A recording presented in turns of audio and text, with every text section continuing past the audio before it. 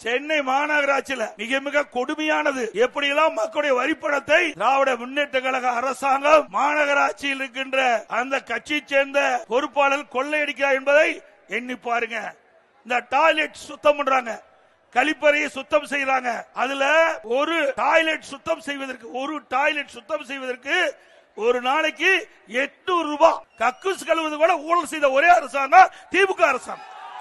கேடு கட்ட அரசாங்கம். கேவலமா இல்ல?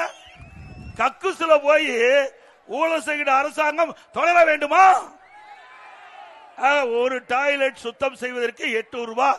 1000 கோடி ஊழல். சென்னை மாநகராட்சியில் 1000 கோடி இந்த டாய்லெட் சுத்தம் செய்வதிலே விடப்பட்ட டெண்டர்ல 1000 கோடி. இது பத்திரிகையில வந்திருக்குது. நாம சொன்னா கூட ஒத்துக்க மாட்டாங்க. ஒரு ஆங்கில பத்திரிகையில டைம்ஸ் ஆஃப் இந்தியா ஆங்கில நாளேடுல போட்டு கிழிச்சு இந்த ஆட்சியை அசிங்கப்படுத்தி இருக்கிறார்.